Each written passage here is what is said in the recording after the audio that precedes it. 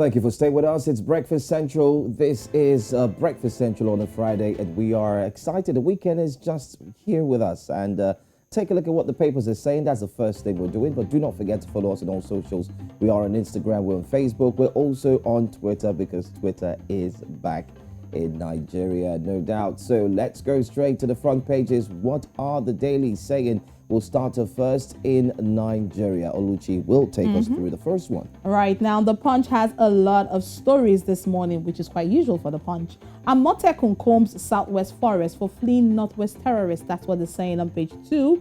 Ekiti Amotekun collaborating with hunters, farmers, forest guards to fish out criminals and bandits. That's the writer that is in page, or that's the writer that's talking about the story from page 2 this morning. Now you can see this picture here. These are governors across the state in Nigeria, including our President, Major General Muhammadu Buhari, and some other governors. All of this, what's going on here? Well, this was during the presidential visit or inauguration of projects in Ogun State. There's more details of that from the Punch this morning. Also looking at the upper left-hand side, telecoms subscribers kick as fresh delays NIN issuance.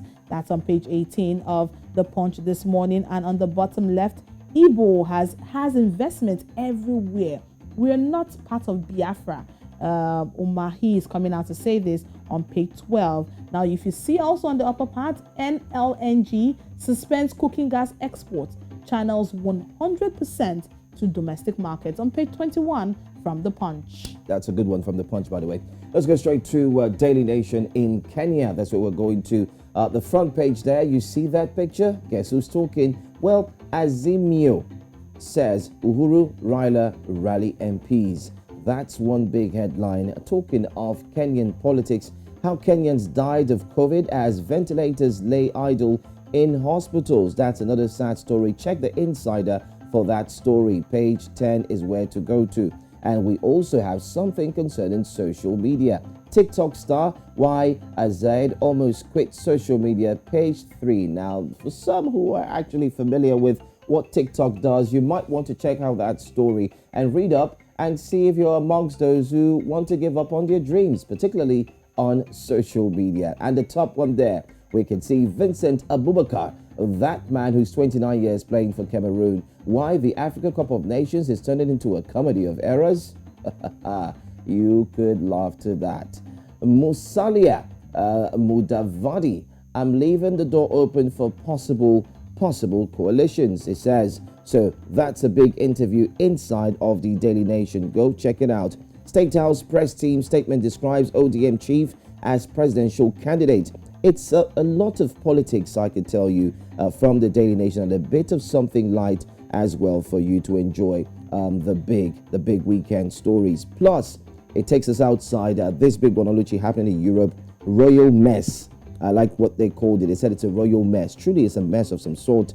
Britain's Prince Andrew is stuck between a rock and a hard place over U.S. sex assault case. So, in case you do not know, something big is happening right there in the UK, and someone has been stripped off or everything that he's got, and right now he is just going through the turbulent times. You might want to read and find out more. It's sometimes discouraging and funny how just one action can strip you of all your hard work, all you have gathered over the years. That's true. Well, there's more details from the Daily Nation, but let's move away from the Daily Nation now. Let's head to Tanzania. Let's take you to the Citizen this morning. Now, the Citizen paper has Tanzania's path to becoming East Africa's refinery center. That's the major story you're seeing there. It's on page 3. An investment of $50 million in the Kambanga project will accelerate Tanzania's use of green technology in the value addition chain of nickel, becoming a minerals processing hub in the region. You can get more details of that from page 3 of